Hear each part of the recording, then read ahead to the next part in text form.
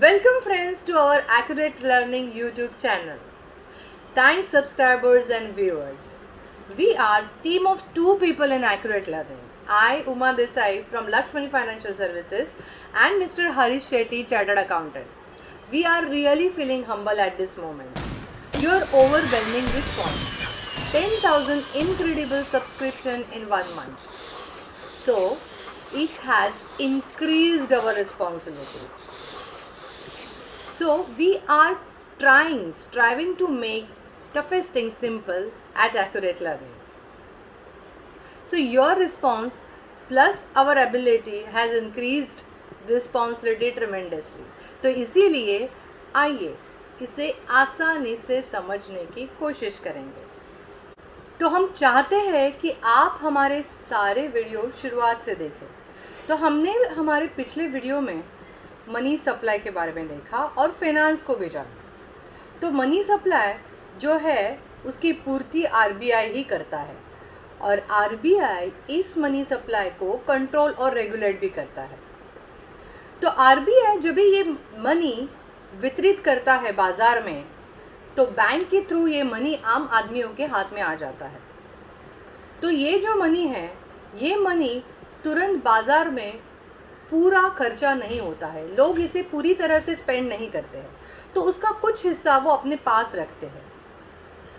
तो इसके पीछे क्या मोटिव रहता है? तो बेसिकली ह्यूमन टेंडेंसी और जो मेंटालिटी है, साइकोलॉजी है, वो ये 3 मोटिव के अंडर है, जैसे कि transaction motive, precautionary motive and speculative motive. तो जो पैसा आरबीआई ने वितरित किया है वो आम आदमियों के हाथ में आया है, तो उसका कुछ हिस्सा वो अपने पास ही अपने घरों में ही रखते हैं।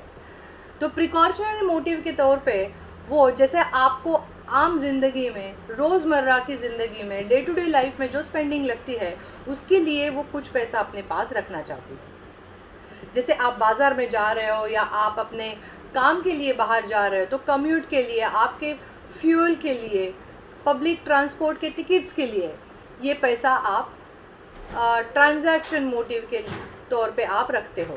और प्रिकॉशनरी मोटिव ये कभी भी आपको इमरजेंसी और सडनली आपको पैसे की ज़रूरत हो सकती है। तो हमने पिछले वीडियो में देखा था कि अपने माता पिता या दादा दादी ये कुछ हिस्सा कबर्ड में, अंडर द पिलो या धान के डब्बे में रखते थे। तो ये है प्रिकॉशनरी मोटिव। तो कभी भी पैसों की ज़रूरत पड़ सकती है, इसीलिए कुछ पैसा वो अपने पास अपने कंफर्ट के लिए या अपने समाधान के लिए वो रखती है। और तीसरा है जो स्पेकुलेटिव मोटिव, जो है जो हमेशा ये सोचता है कि मुझे एक चीज़ खरीदने की मैं सोच रहा हूँ। जैसे हमेशा जब भी पैसा आता है आप पूरा पैसा गोल्ड में, रियल एस्टेट में या बॉन्ड्स में या सिक्योरिटीज़ में आप खरीदते नहीं हो, उसका कुछ हिस्सा आप अपने पास रखते हो। आप सोचते हो कि भविष्य में जाके गोल्ड की प्राइस कम हो सकती है या रियल एस्टेट की प्राइस कम हो सकती है। तो इन चीज़ों को ध्यान में रखते हुए आप थोड़ा सा स्पेकुलेटिव बन जाते हो और आप सोचते हो कि ये मैं जब भी मार्केट में प्राइस इसका कम होगा तभी जाके वो लूँगा। तो इसी के लिए कुछ हिस्सा वो अपने पास रखती है और जो बचा हुआ जो हिस्सा रहता है वो फिर से, अगर आप व्यापारी हो, बिजनेसमैन हो तो वो करंट अकाउंट में जाता है, और अगर आप सैलरीड हो तो ये पैसा सेविंग अकाउंट में जाता है। तो बैंक की भाषा में उसको कासा भी कहते हैं, करंट अकाउंट और सेविंग अकाउंट। तो जो हिस्सा जो बैठ जाता है और जो मूव नहीं होता है उसे कहते हैं करेंसी रेशो।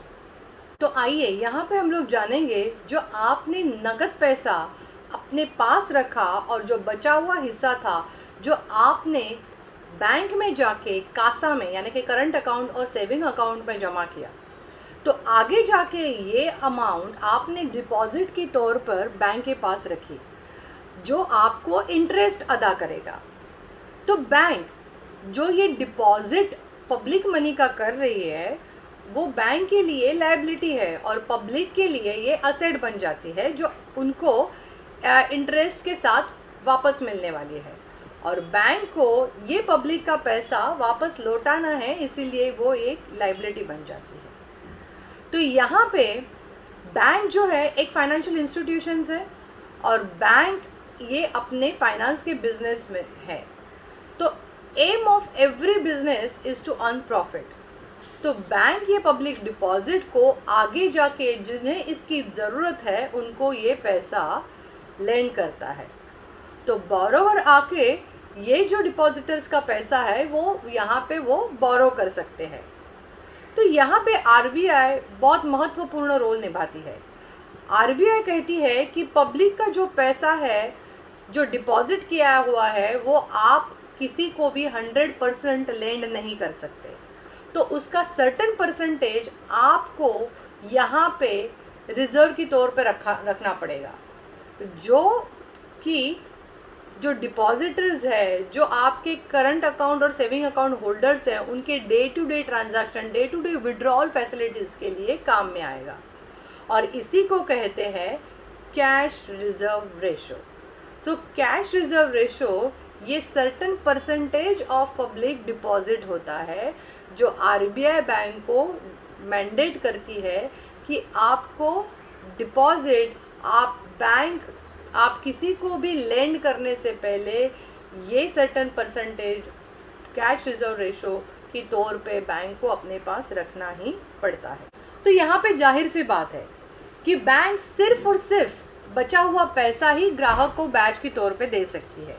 तो यहाँ पे और एक चीज़ जानने की बहुत ज़रूरी है कि बैंक आरबीआई प्रमाणित करता है कि ग्राहक को लोन देने से पहले वो इंश्योर करता है कि यहाँ पे गोल्ड, कैश और गवर्नमेंट सिक्योरिटीज़ यहाँ पे रिजर्व के तौर पे मेंटेन किया है कि नहीं, और इसी को कहते हैं स्टैट्यूटरी लिक्विडिटी रेशो SLR, जो है percentage of deposit to be kept in cash, gold and government securities. So यहाँ पे आरबीआई इंश्योर करती है लोन देने से पहले ये रिजर्व भी यहाँ पे मेंटेन है कि नहीं। जैसे कि हम लोगों ने पिछले वीडियो में देखा था कि आरबीआई ये सारे बैंकों की गवर्निंग बॉडी है जो रेगुलेट करती है, कंट्रोल करती है, और बैंक और आरबीआई के बीच में भी ट्रेडिंग होता है।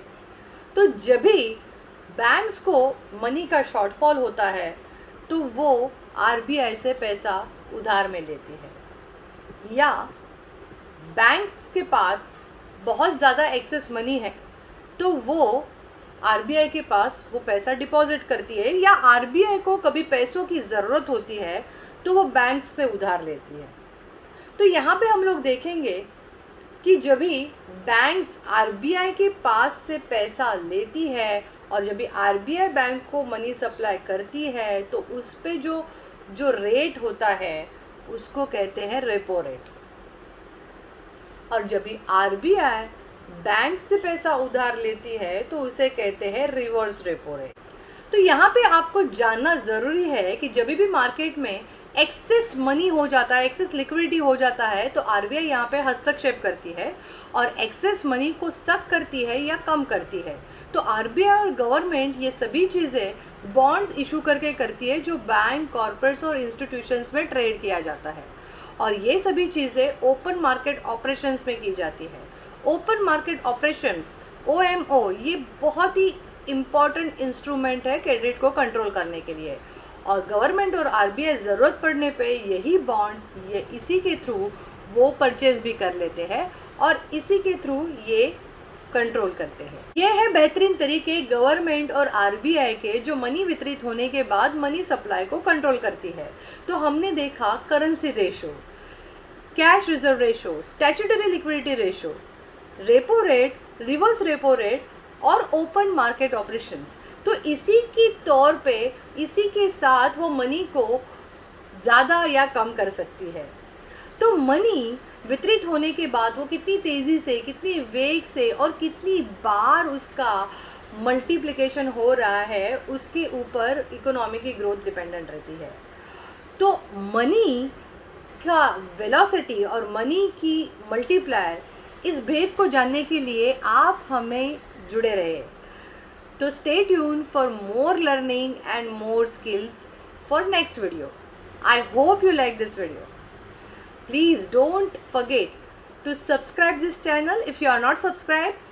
Press the bell button, share and like. Thank you.